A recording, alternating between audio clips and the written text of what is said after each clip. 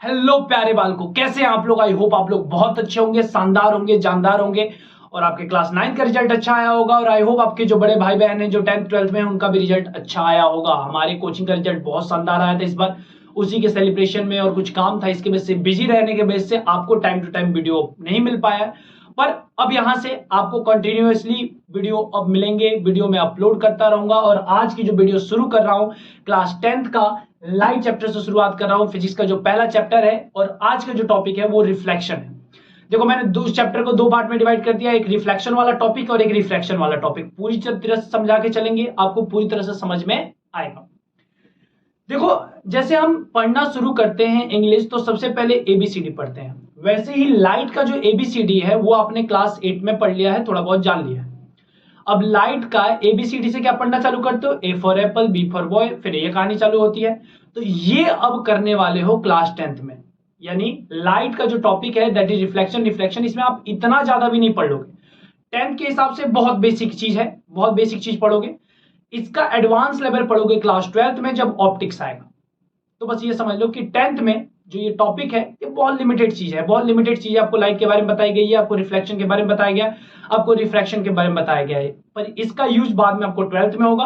पर 12th में आप और एडवांस चीजें पढ़ते जाओगे। तो यही तो भाई जिंदगी है कि जैसे जैसे समय निकलेगा, जैसे जैसे टाइम निकलेगा, आप एडवांस चीजों को जानोगे, अच्छी अच्छी चीजों को जानोगे, उससे नॉलेज गेन करोगे और फिर आगे यूज करते रहोगे। तो चलिए शुरुआत करते हैं। देखो भाई, लाइट जो है हमारे डेली लाइफ का बहुत इंपॉर्टेंट पार्ट है, वो तुम जानते हो। अगर लाइट ना हो तो हम किसी चीज को देख नहीं सकते। प्रैक्टिकल बात समझते हैं कि अगर मान लो कि ये तुम्हें मार्कर दिख रहा है तो इसके पीछे ऑफकोर्स दो रीजन तो है ही, कि मार्कर सामने है इसलिए दिख रहा है, और दूसरा तुम्हारे पास आंखें हैं। अगर ये दोनों चीजें ना हो तो मार्कर तो दिखना नहीं है। सबसे पहले तो ये, तो इस दोनों चीजों को हटा देता हूं। तीसरी जो चीज है जिसके वजह से ये मार्कर आपको दिख रहा है वो है लाइट। अगर लाइट ना होता तो ये मार्कर आपके सामने होता, आपके आंखें भी होती, फिर भी आप इस मार्कर को देख नहीं पाते। तो लाइट ऐसा काम क्या करता है, देखो बेसिक क्या होती है कि जब लाइट किसी ऑब्जेक्ट पे गिरता है, जब भी कोई लाइट किसी ऑब्जेक्ट पे गिरता है तो लाइट उससे टकराता है और रिफ्लेक्ट होके मतलब अगर रिफ्लेक्ट को बेसिक मतलब समझे तो अपना रास्ता बदल के वो आपकी आंखों में आता है, और आपकी आंखों में लगा लेंस रेटिना पे उसकी इमेज बनाती है, और उस इमेज को ब्रेन पढ़ के बताता है कि अच्छा जी ये मार्कर है, ये ब्लैक मार्कर है, ये जो भी ऑब्जेक्ट को देखते हैं हम उसके हिसाब से बता पाते हैं, क्योंकि लाइट उससे टकरा के हमारे आंखों में आता है। अब दो चीजें, अगर लाइट टकरा के हमारी आंखों में ना आए हम नहीं देख पाएंगे। तो हमारे आसपास अगर कोई चीज को हम देख पा रहे हैं तो उसके पीछे लॉजिक क्या है, दैट इज द रिफ्लेक्शन। अगर लाइट का रिफ्लेक्शन नहीं होगा तो आप किसी भी चीज को देख नहीं सकते, देख नहीं पाएंगे। आगे बात समझ। तो ये बहुत जरूरी है कि लाइट का रिफ्लेक्शन हो। अब जब भी लाइट का रिफ्लेक्शन होता है तो दो रूल फॉलो होते हैं, बड़ी बेसिक चीज है। दो रूल हमेशा फॉलो होंगे जब भी लाइट का रिफ्लेक्शन होगा। समझते हैं इस बात को। मान लीजिए एक ये सरफेस है, ये एक सरफेस है, और इस सरफेस पे एक लाइट इंसिडेंट हो रही है, एक बीम ऑफ लाइट इंसिडेंट हो रही है, आके गिर रही है। कहां टकरा रही है, यहां टकरा रही है। ध्यान से देखो, यहां टकरा रही है।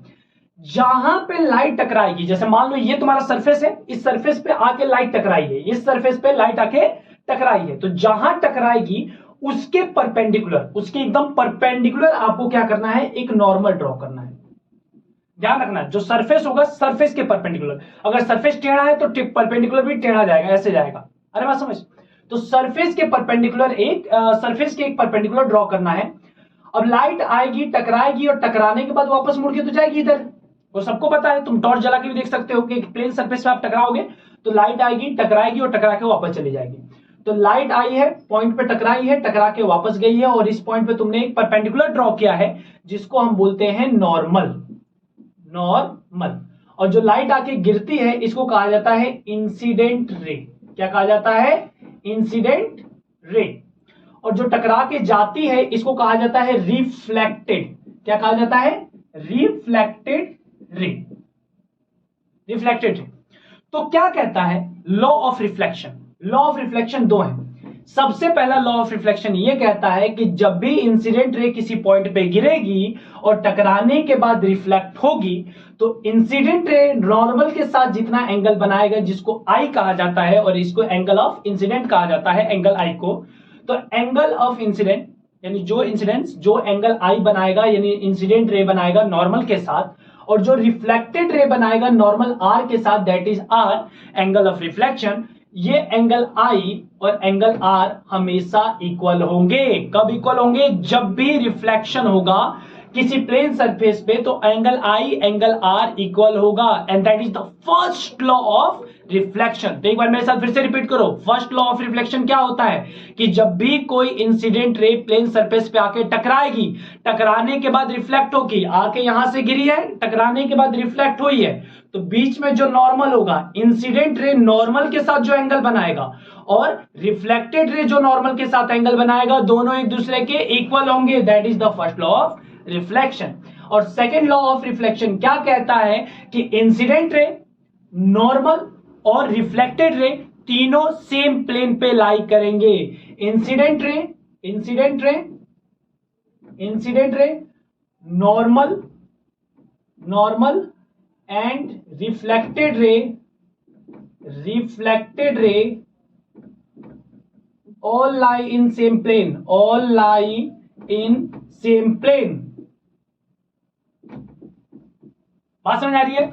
तो इंसिडेंट रे, नॉर्मल और reflected ray all lie in the same plane. ये हमें क्या कहता है? Second law of reflection. Second law of reflection ये कहता है कि इंसिडेंट रे, नॉर्मल और रिफ्लेक्टेड रे सब एक ही प्लेन पे लाई करेंगे, एक ही प्लेन में पाए जाएंगे। बात समझ आ गई? ये होते हैं दो लॉ ऑफ रिफ्लेक्शन जो आपको इंपॉर्टेंट है, जो आपके पेपर में आने के चांस हैं, आपसे पूछे जा सकते हैं। चलिए एक बड़ा ही सिंपल एग्जांपल क्वेश्चन पूछता हूं आपसे कि मान लीजिए ये इंसिडेंट रे था और ये रिफ्लेक्टेड रे था और ये एंगल 30 बन रहा है। कितना बन रहा है? एंगल 30। तो एंगल आर कितना होगा? कमेंट सेक्शन में आप जब भी इस वीडियो को देखें तो कमेंट सेक्शन में एक बार आगे देखने से पहले, वीडियो को आगे सॉल्यूशन देखने से पहले अपना आंसर जरूर देना कि एंगल आर कितना होगा। बात में आगे सोच लीजिए क्या होगा आंसर। सबने सोच लिया है? पक्का? अगर आपका एंगल आर की वैल्यू 30 आ रही है तो आप गलत हैं। रीजन में समझिएगा कि जो एंगल आई होता है वो सरफेस के साथ एंगल नहीं होता, वो एंगल नॉर्मल के साथ होता है, और नॉर्मल परपेंडिकुलर सरफेस के साथ कितना बनाता है? 90, तभी तो नॉर्मल कहला रहा है। तो अगर ये 30 बन रहा है तो ये कितना बनेगा? 60। तो एंगल आई भाई कितना हो गया? एंगल आई हो गया 60। तो एंगल आई अगर 60 है तो एंगल आर भी कितना होगा? 60। बात समझ में आई? तो ऐसे क्वेश्चन भी आपको दिए जा सकते हैं और आप एकदम सिली बेवकूफों की तरह कुछ मिस्टेक करके अपने नंबर कटवा सकते हो। तो भैया तुम्हें करना नहीं है। जीनियस बनो, स्मार्ट बनो, क्वेश्चन देखो, पढ़ो, समझो, फिर आंसर बोलो। 3 घंटे तुम्हारे पेपर के लिए मिलेंगे, बहुत टाइम होता है, जल्दीबाजी का काम नहीं करना है। ठीक है, चलिए आगे बढ़ते हैं।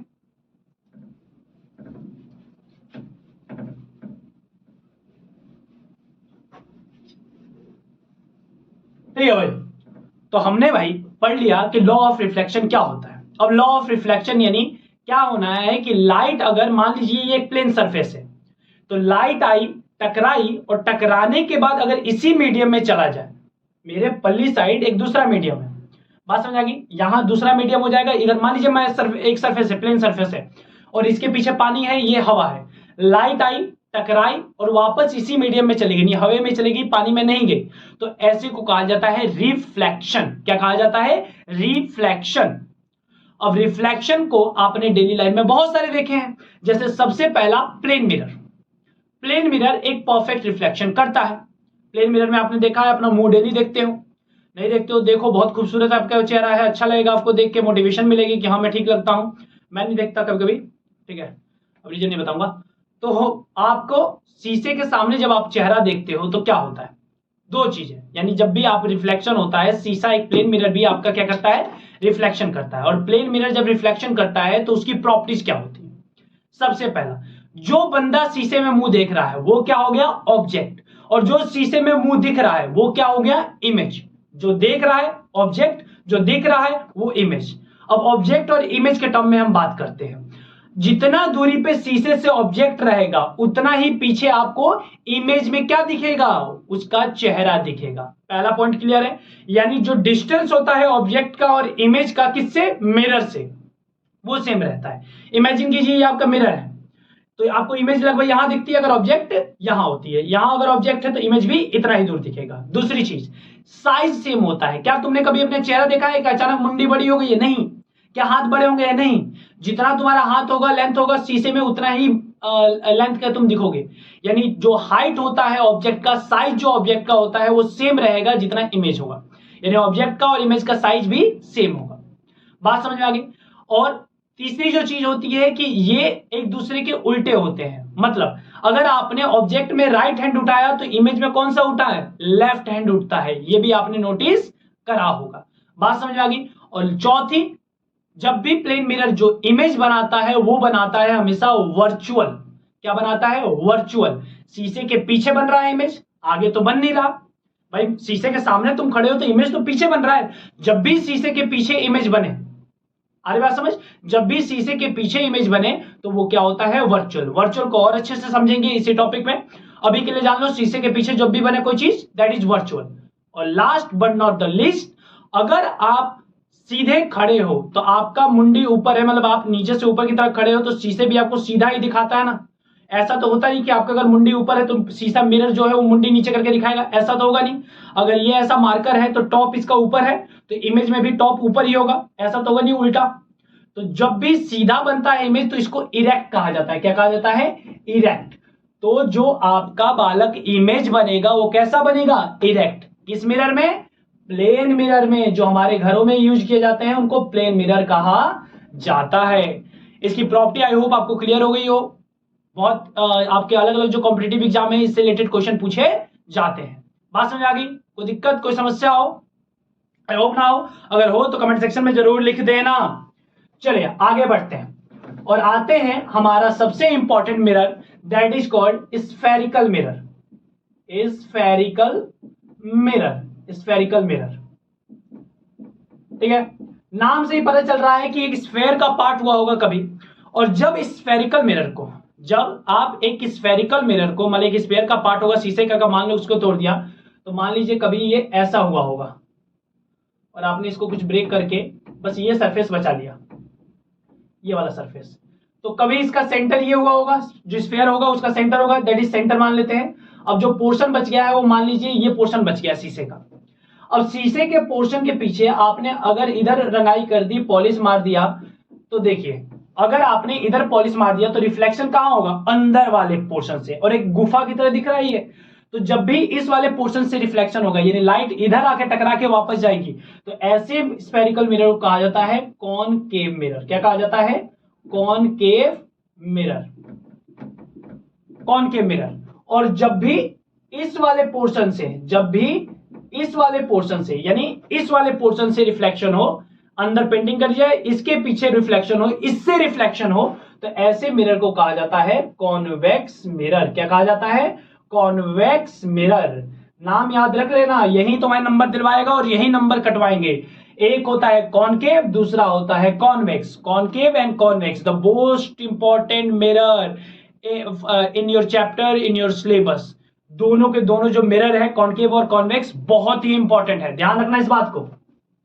अब आप इसको भूल गए तो समझ लो नंबर भूल गए तुम। ठीक है, तो ये ध्यान रखना कि नंबर अगर स्कोर करने हैं तो इसमें ध्यान रखना। चलिए जरा समझते हैं कि ये जो स्फेरिकल मिरर है ये काम कैसे करता है, क्या होता है इसकी प्रॉपर्टी, ये सब समझते हैं। तो सबसे पहली चीज कि अगर स्फेरिकल मिरर कुछ ऐसा होगा, मान लीजिए कौन सा मिरर लिया? कॉनकेव। बढ़िया। तो कौन सा मिरर है ये? Concave mirror. कॉनकेव मिरर का जो ये बीच वाला पॉइंट होता है, बीच वाला पॉइंट, इसको कहा जाता है पोल। इसको कहा जाता है पोल। और ये कभी एक स्फेयर का पार्ट हुआ होगा, उस स्फेयर का जो सेंटर होगा उसको मैं मान ले नाम देता हूं सी। क्या कहता हूं? सी। सी मतलब सेंटर ऑफ कर्वेचर। क्या कहा जाता है? सेंटर ऑफ, सी मतलब centre of curvature. Centre of curvature.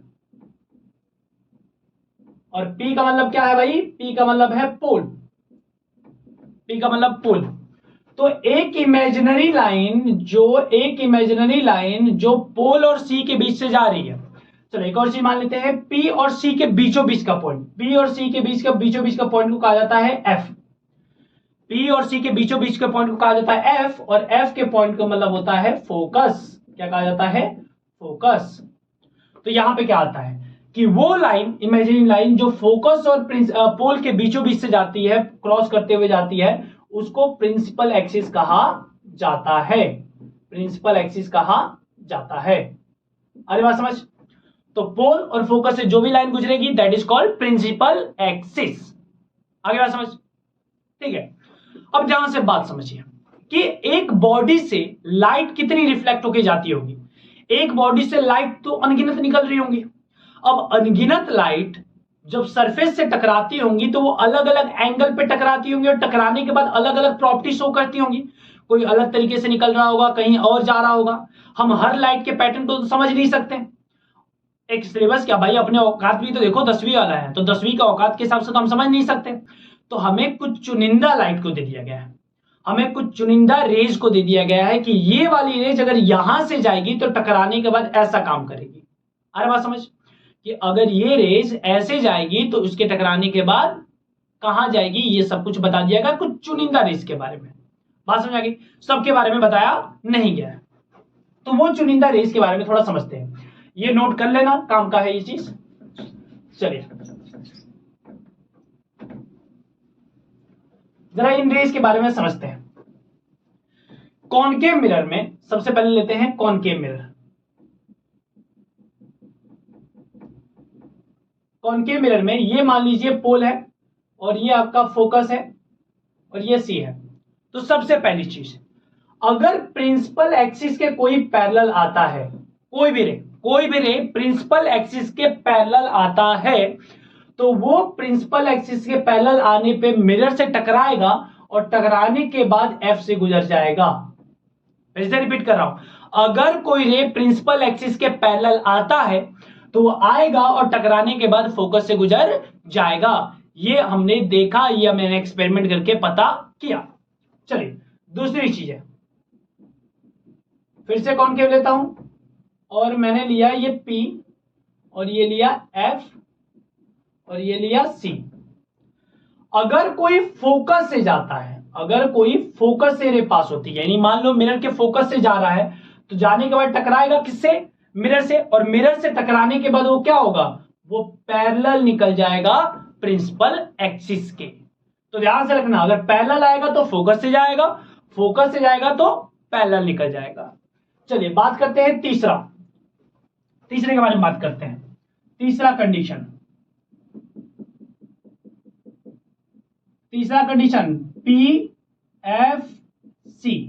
PFC। अगर लाइट सी से होते हुए जाएगी, सी मतलब centre of curvature, centre of curvature से अगर लाइट होते हुए जाएगी तो जाएगी, टकराएगी, और टकरा के वापस उसी रास्ते से आ जाएगी। अरे बात समझ? चौथा देखते हैं। चौथा क्या है? अगर ये P है, अगर ये F है, और ये C है, तो लाइट अगर P पे जाके टकराती है, कहां पे? पोल पे, तो ये जो प्रिंसिपल एक्सिस के एंगल है, जितना थीटा एंगल बनाएगी उतना ही एंगल बताते हुए ये निकल जाएगी। बात समझ आ गई? तो ये 4 रेस के बारे में हम जानते हैं। 4 रेस का यूज करके हम आगे जानेंगे बहुत सारी चीजों के, बहुत सारे कॉन्सेप्ट जो लाइट से रिलेटेड हैं रिफ्लेक्शन टॉपिक में। तो ये 4 रेस को ध्यान रखिएगा। पहला रेस प्रिंसिपल एक्सिस के पैरेलल कहां से जाएगी? सोचो समझो बताओ। प्रिंसिपल एक्सिस के पैरेलल कहां से? फोकस से जाएगी। दूसरी, अगर फोकस से जा रही है तो वो रिफ्लेक्ट होकर कहां से जाएगी? प्रिंसिपल एक्सिस के। बहुत बढ़िया। तीसरी, अगर कर्वेचर से जा रही है तो क्या होगा? कर्वेचर से जाने के बाद वापस उसी रास्ते से चली जाएगी। और अगर पोल पे गिर रही है तो जितना एंगल प्रिंसिपल एक्सिस के साथ बनाएगा उतना ही एंगल प्रिंसिपल एक्सिस के बनाते हुए निकल जाएगा। तो ये 4 रेस के बारे में क्लियर? एकदम पक्का? कोई दिक्कत, कोई समस्या? बढ़िया, आई होप ना हो। चलिए आगे बढ़ते हैं। अगर डाउट हो तो पूछ लेना कमेंट सेक्शन में। नेक्स्ट वीडियो आएगी इस टॉपिक पे तो उसको क्लियर कर दूंगा मैं। ठीक है, शर्माना नहीं है भाई। वैसे भी अगड़म बगड़म नाम रखते हो, कुछ भी पूछ सकते हो भाई। जो डाउट आएंगे तुम पूछ सकोगे, कौन जज कर रहा है तुम्हें? ऐसा तो है नहीं कोई तुम्हें जानता है, अरे रमेश भैया ने यार यूट्यूब के में ऐसा क्वेश्चन पूछ दिया इतना आसान, ऐसा तो कोई बोलने वाला है नहीं। तुम अपने जो भी डाउट है आराम से पूछ सकते हो, ठीक है। चले अब आते हैं सेम रेज के बारे में जानेंगे, पर इस बार कौन सा मिरर लेंगे, इस बार कॉन्वेक्स लेंगे। कौन सा? Convex mirror. तो ये रहा अपना पोल, ये रहा हमारा F और ये रहा हमारा C। ये रहा हमारा पोल F और C। तो क्या होता है कि जब भी लाइट पोल पे आके टकराएगी, किसमें? कॉन्वेक्स में, तो जितना एंगल बनाएगी उतने एंगल बना के निकल जाएगी, दैट इज थीटा। थीटा, बात खत्म। ये तो पहले वाला ही था, सेम था, कोई दिक्कत नहीं है। पर आगे दिक्कत होने वाली है आप लोगों को, पर कोई बात नहीं, हम समझा देंगे। और क्या है? ये P है, ये F है और ये C है। अब क्या होगा कि लाइट एक ऐसा आ रही है, कैसा? ऐसा आ रहा है, रैंडम आ रहा है, और देखा गया कि टकराने के बाद ये तो पैरेलल निकल जाएगी भाई। मतलब कैसे? लाइट एक नॉर्मल आ रही है, पैरेलल निकल कैसे गई? पैरेलल तो कब निकलती थी? जो पिछले वाले केस में करा था, जब फोकस से जाती थी। तो फोकस से जाएगी तो पैरेलल जाएगी। यहां पे कैसे जा रही है? कैसे भी आई है और पैरेलल हो गई है, तो हम कहेंगे अच्छा अच्छा अच्छा अच्छा, क्या पता कि पीछे वाला जो फोकस होगा मिरर के पीछे वाला, उससे जा रही होगी, इसीलिए टकराने के बाद पैरेलल होगी। बात समझ आई? सेम काम करते हैं आगे।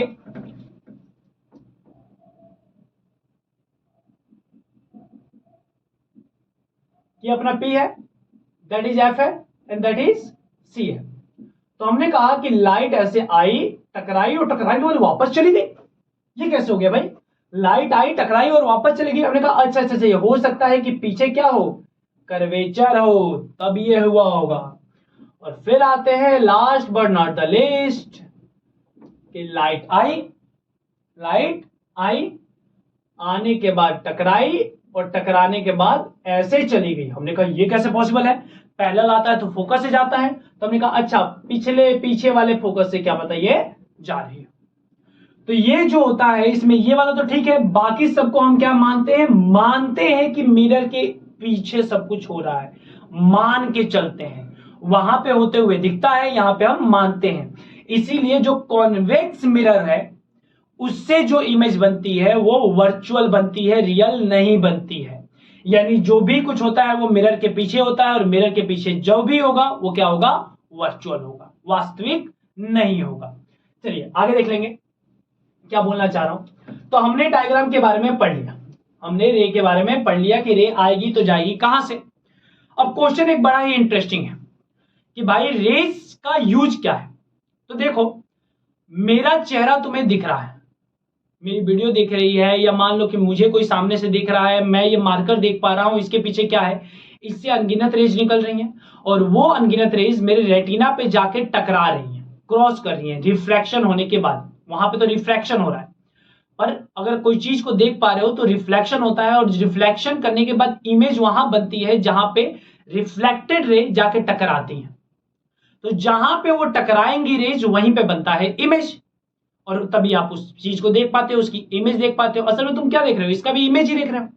तो इमेज वहां बनेगा जहां पे रिफ्लेक्टेड या रिफ्रैक्टेड रे टकराती है।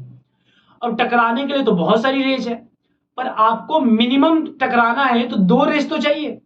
तो अगर आपको किसी भी ऑब्जेक्ट की इमेज बनानी है, क्योंकि आप देखो मिरर मान लीजिए ये है, तो मिरर के कहीं भी रख सकते हो तुम ऑब्जेक्ट। अब कहीं भी ऑब्जेक्ट रखोगे तो इमेज कहां बनेगी? जैसे मान लो कि तुम्हारे पास कोई एक ऑब्जेक्ट है जो बहुत बड़ा है और उसकी तुम्हें इमेज बनानी है, तो तुम्हें पता होना चाहिए ना कि उसको स्फेरिकल मिरर में कॉनकेव या कॉन्वेक्स के कहां रखा जाए ताकि उसकी इमेज छोटी बने या बड़ी बने, सीधी बने या उल्टी बने, सेम साइज की हो। ऐसे बहुत सारे क्वेश्चन बन सकते हैं। तो ये आपको कैसे पता चलेगा? तो उसी टॉपिक पे हम बात करने वाले हैं, और टॉपिक का नाम है इमेज फॉर्मेशन। इमेज फॉर्मेशन इन कॉनकेव मिरर। कॉनकेव मिरर का इमेज फॉर्मेशन हम करने वाले हैं। बात समझ आ गई? इमेज फॉर्मेशन का कॉनकेव मिरर करने वाला, कॉनकेव मिरर का इमेज फॉर्मेशन करने वाला, माफी चाहूंगा। तो देखते हैं इसमें क्या कहानी है। तो इसके 6 केसेस होते हैं। कितने केसेस? 6 केसेस। आपको पूरा का पूरा रटना है, सारी चीजें याद होनी चाहिए। चलिए सबसे पहले हम बनाते हैं अपना प्यारा सा नन्हा सा छोटा सा कॉनकेव मिरर। यहां रखते हैं P, यहां रखते हैं F और यहां रखते हैं C। यहां रख लिया P, यहां रख लिया F, यहां रख लिया C। अब क्या करा गया कि आपने जो ऑब्जेक्ट है वो रखा इंफिनिटी पे, बहुत दूर, अनंत।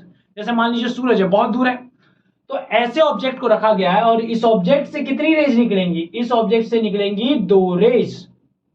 भाई ऑब्जेक्ट बहुत दूर रखा गया है और उस ऑब्जेक्ट से निकली 2 रेज, क्योंकि आपको पता है कि इमेज बनाने के लिए कितने रेज चाहिए? 2। और दोनों रेज को आप कहां से लेके आए? प्रिंसिपल एक्सिस के पैरेलल। तो अब बताओ सही बात कि अगर प्रिंसिपल एक्सिस के पैरेलल आती है तो वो कहां से निकल जाती है? फोकस से। तो यहां से फोकस से निकल गई, यहां से भी फोकस से निकल गई। तो आपने ऑब्जेक्ट को कहां रखा था? ध्यान से सुनो, आपने ऑब्जेक्ट को कहां रखा था? आपने ऑब्जेक्ट को रखा था एट इंफिनिटी। आपने इंफिनिटी पे रखा था, तो उसकी इमेज कहां बनी? उसकी इमेज कहां बनी? तो उसकी इमेज बनी एट एफ। दिख रहा है आपको? एफ पे बनी। तीसरा जो चीज पूछ जाती है वो पूछ जाती है साइज। तो आप देखोगे ऑब्जेक्ट के साइज के मुकाबले इसका साइज बहुत छोटा है, तुसा है, तो इसीलिए बोलोगे हाईली डिमिनिश्ड। क्या बोलोगे? Highly diminished. और नेक्स्ट आता है नेचर। क्या आता है? नेक्स्ट आता है नेचर। तो नेचर क्या होगा, ये बात ध्यान रखिएगा। जब भी मिरर के इधर कोई इमेज बनेगी तो हमेशा कैसी बनेगी? Real and inverted. Real and inverted. Real तो मान लो समझ में आ गया, इधर बनेगा। और इन्वर्टेड का मतलब क्या है कि जब आप देखोगे तो ये प्रिंसिपल एक्सिस है, प्रिंसिपल एक्सिस के अगर ऊपर कोई इमेज बनी है ऐसे तो इरेक्ट होगी, और ऐसे नीचे बन रही है तो इन्वर्टेड होगी। तो ये भी जो बनता है वो कैसा बनता है? इन्वर्टेड। तो आपसे क्वेश्चन क्या पूछा जाएगा, आपको पूरी चीजें पता होनी चाहिए कि कॉनकेव मिरर में इंफिनिटी पे ऑब्जेक्ट रखा जाएगा तो इमेज कहां बनेगा, उसका साइज क्या होगा, उसका नेचर क्या होगा, और साथ में ये डायग्राम भी आपको आना चाहिए, पेपर में पूछा जाएगा। नंबर कटवाने हैं तो मत याद करना, कोई समस्या नहीं है भाई। चलिए अगला आते हैं। तो पहला केस क्लियर है, आपने एक ऑब्जेक्ट को कहां रखा था? इंफिनिटी पे। अब दूसरे केस पे बात करते हैं। दूसरा केस हमारा क्या है? दूसरा केस और भी प्यारा है कि ये आपका P है, ये आपका F है और ये आपका C है। That is P, that is F and that is C। इस बार आपने बियॉन्ड C रखा, यानी C के आगे रखा। कहां रखा इमेज? Beyond C। अगर बियॉन्ड C आपने ऑब्जेक्ट रखा है तो रेज पैरेलल आएगी, एक रेज निकाल लिया पैरेलल प्रिंसिपल एक्सिस के, और उसको कहां से गुजार दिया? फोकस से निकल जाएगा। और दूसरा जो रेज है वो आपने फोकस से भेजा तो ये कहां से निकल गया? प्रिंसिपल एक्सिस के पैरेलल। तो इस बार इमेज कहां बनी? Between C and F। कहां इमेज बनी है? बिटवीन, देख रहा हो ना C और F, तो between C and F। Size जब आप देखोगे तो छोटी साइज होगी, और लेकिन नेचर क्या होगा? Real and inverted. दूसरी चीज, अगर पेपर में कभी भी ये डायग्राम बनाओ तो ये जो रेज मेरी से तो टेढ़ी मेढ़ी हुई है, ये आपको टेढ़ी मेढ़ी नहीं रखनी है, आपको एकदम स्ट्रेट बनानी है स्केल से, और साथ में ये पूरा डायग्राम पेंसिल से ही बनाना है। बात समझ आ गई? तो दूसरी चीज है कि आपने बियॉन्ड C रखा, यानी C के आगे रखा, तो इमेज कहां बना? Between C and F। Size हुआ डिमिनिश्ड और नेचर क्या हुआ? Real and inverted. चलिए अगला आते हैं। तो 2 केसेस हो गए, अब तीसरा केस क्या है? तीसरा केस और भी हलवा है। तीसरा केस क्या है? That is P, that is F and that is C। इस बार आपने रखा C पे। C पे जैसे ही ऑब्जेक्ट को रखा तो C के पैरेलल गया, एक प्रिंसिपल एक्सिस के पैरेलल निकला और F से निकल गया। C पे जैसे ही ऑब्जेक्ट रखा प्रिंसिपल एक्सिस के पैरेलल गया और F से निकल गया, और एक रख दिया हमने फोकस से निकाल दिया। तो फोकस से निकालेंगे तो कहां जाएगा? ऐसे जाएगा, और लगभग वो कहां टकराएगा? C पे। तो इस बार अगर आपने इमेज रखी है, ऑब्जेक्ट रखी है कहां पे? एट C, तो इमेज भी कहां बनी है? At C। और इस बार साइज क्या होगा? Same size, same size. और नेचर क्या होगा? Real and inverted. तो आपसे अगर पूछा जाए कि आपको एक ऑब्जेक्ट को ऐसी जगह रखना है कॉनकेव मिरर के सामने जहां पे उसके इमेज भी उसके साइज के बराबर ही बने, तो क्या होगा? वो एट C पे रखिए, कर्वेचर पे रखिए, सेम साइज का बनेगा इमेज। बात समझ में आ गई मित्रों? पक्का? चलिए आई होप समझ में आ गई हो। चलिए अगले पे बढ़ते हैं। और अगला क्या है? That is P, that is F and that is C। इस बार आपने एफ और सी के बीच में रखा है। कहां रखा है? एफ एंड सी के बीच में। प्रिंसिपल एक्सिस के पैरेलल आया। प्रिंसिपल एक्सिस के पैरेलल आने के बाद वो फोकस से निकल गया। प्रिंसिपल एक्सिस के पैरेलल आने के बाद वो कहां से निकल गया? फोकस से। और अगला एक काम करते हैं, फोकस से ही भाई को गुजार देते हैं। तो भाई हमारा गया दुम और रिया इमेज का बनी टेक। तो क्या करा? प्रिंसिपल एक्सिस के पैरेलल रखा, प्रिंसिपल एक्सिस से गुजरा, फोकस से निकल गया। और जब फोकस से रखा तो प्रिंसिपल एक्सिस के पैरेलल निकल गया। तो इस बार ऑब्जेक्ट कहां रखा भैया? Between C and F. और इमेज कहां बनी है? देखो बियॉन्ड सी बना है, बियॉन्ड सी। और साइज क्या होगा? इस बार साइज बढ़ जाएगा। और इस बढ़े हुए साइज को क्या बोला जाता है? इनलार्ज्ड। Very good. और साइज नेचर क्या होगा? फिर से रियल एंड इन्वर्टेड। देख रहे हो ना, नीचे बन रहा है और इधर बन रहा है तो रियल, और नीचे बन रहा है तो इन्वर्टेड। बहुत बढ़िया। चलिए अगले में बढ़ते हैं। और अगला क्या है? ये रहा हमारा कॉनकेव, और ये रहा पोल, ये रहा एफ, ये रहा सी। और इस बार कहां रखा हमने भाई? फोकस पे। तो इस बार फोकस पे रखा तो क्या हुआ? फोकस से एक पैरेलल गया और ये ऐसे निकल गया। और दूसरा एक बार यहां से गुजार देते हैं तो ये ऐसे निकल जाएगा। अब ये दोनों एकदम पैरेलल जा रहे हैं, तो पैरेलल जा रहे हैं तो कहीं मिलने नहीं है, तो हम बोल देंगे कि भैया ये इन्फिनिटी पे कहीं मिलेंगे। तो इस बार ऑब्जेक्ट को कहां रखा गया है? Eight F. तो इमेज कहां बनी? At infinity. साइज क्या होगा भाई? हाईली इनलार्ज्ड होगा। क्या होगा? Highly enlarged. और नेचर क्या होगा? Real and inverted. तो ये हमारे 5 केसेस हो गए कॉनकेव के। अब आते हैं अपना लास्ट कॉनकेव का केस। लास्ट कॉनकेव का केस।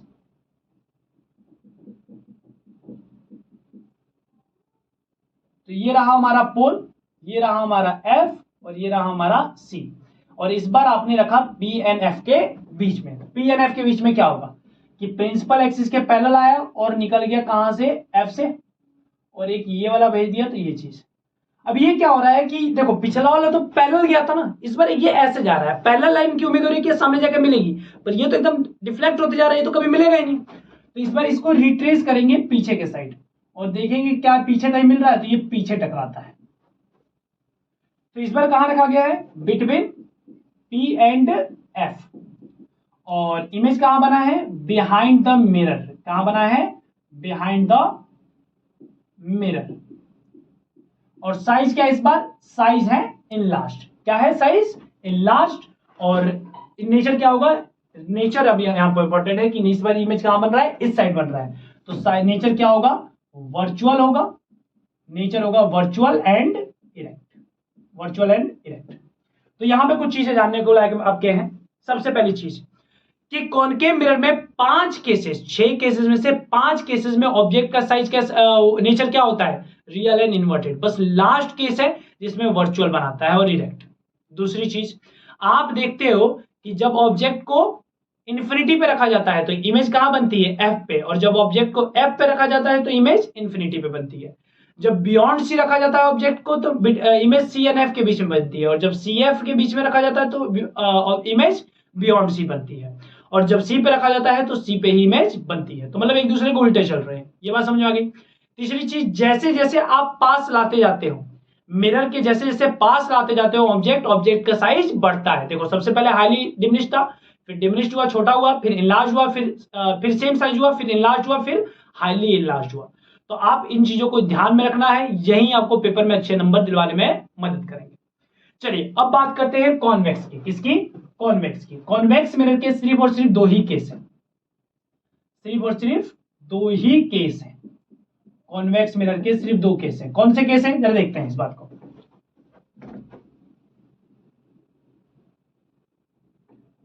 कि मान लीजिए ये हमारा कॉन्वेक्स मिरर है, ये हमारा कॉन्वेक्स मिरर है, और ये रहा हमारा पोल, ये रहा एफ, और ये रहा सी।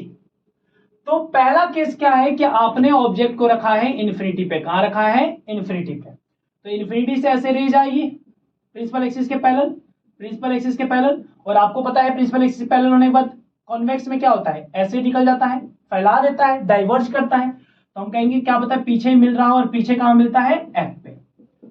तो हम कहेंगे जब ऑब्जेक्ट को एट इन्फिनिटी रखा जाता है तो इमेज बनता है एट एफ पर। कहां पे? Behind the mirror. Behind the mirror. और साइज क्या होता है, साइज बहुत ही छोटा होता है, हाईली डिमिनिश्ड, हाईली डिमिनिश्ड। अरे बात समझ, बहुत छोटा होता है। और नेचर क्या होगा, वर्चुअल एंड इरेक्ट। चलिए अगला बात करते हैं, सेकंड केस। अब देखो एक केस तो ये था कि आपने इन्फिनिटी पे रखा है, अब दूसरा केस क्या है कि आपने भाई इन्फिनिटी के बीच में, मतलब पोल और इन्फिनिटी के बीच में कहीं भी रखी है, बात सबका बराबर है, सबका आंसर सेम है, कहीं भी रखी है। और वो क्या है, तो चलिए मैं यहां रख देता हूं, और उसका आंसर क्या आएगा कि एक आपने प्रिंसिपल एक्सिस के पैरेलल भेजा, तो वो चीज ऐसे निकल जाती है। तो हमने कहा ये एफ से जाएगी, और एक चीज हमने यहां एंगल बनाते हुए इधर से चला गया, तो इसको पीछे ले जाएंगे तो यहां कटेगा। आया समझ। तो जब आप बिटवीन किसके, बिटवीन पी एंड इन्फिनिटी रखते हैं, तो इमेज बनता है बिटवीन पी एंड एफ। बात समझ में आई बाल को। तो बिटवीन पी एंड एफ बनता है। साइज क्या होगा भाई, साइज छोटा होता है, डिमिनिश्ड होता है, वर्चुअल एंड इरेक्ट बनता है। तो आपके कॉन्वेक्स मिरर के दो ही इमेज फॉर्मेशन है, सबसे पहला इन्फिनिटी वाला जिसका साइज बहुत छोटा होता है और एफ पे बनता है, और दूसरा जो केस है वो है पी और इन्फिनिटी के बीच में कहीं भी, ये भी साइज में छोटा होता है, बिहाइंड द मिरर होगा। तो कॉन्वेक्स हमेशा वर्चुअल इमेज बनाता है, यानी मिरर के पीछे, और दूसरा क्या होता है, साइज हमेशा इसकी छोटी होगी। तो इसके वजह से इसके यूजेस हैं, वो क्या यूजेस है हम नेक्स्ट वीडियो में जानेंगे। रिफ्लेक्शन के टॉपिक में बस एक टॉपिक रह गया है, that is called what you call mirror formula. Mirror formula के ऊपर न्यूमेरिकल थे, इसीलिए इसको रोक दिया है। एक बार मिरर फॉर्मूला पहले कराऊंगा, और कॉन्वेक्स कॉन्केव के यूजेस और उसके साथ न्यूमेरिकल्स इसके जो है वो करा के, सॉल्व करा के इस टॉपिक को, रिफ्लेक्शन को डन करूंगा। पर आज के लिए बस इतना ही करते हैं। आपका होमवर्क ये रहेगा कि आप कम से कम 2 बार इमेज फॉर्मेशन की प्रैक्टिस कर ले, और साथ में जो कर्वेचर और ऑप्टिकल सेंटर पोल फोकस, इनकी जो वैल्यूज है, इनका डेफिनेशंस है, इनको एक बार पढ़ लें, ठीक है। बाकी और कुछ नहीं करना है। होमवर्क में बस यही रहेगा कि आप इन सभी इमेज फॉर्मेशन की प्रैक्टिस कर ले। 2 नंबर में ये क्वेश्चन आएंगे ही आएंगे, ठीक है। 2 नंबर से ज्यादा बन जाता है क्वेश्चन, डिपेंड करता है। 1-2 नंबर में तो पक्का बनेगा, ठीक है। तो तब तक के लिए टेक केयर, सबा खैर, बाय बाय एंड धन्यवाद पूरी वीडियो को देखने के लिए। बाय।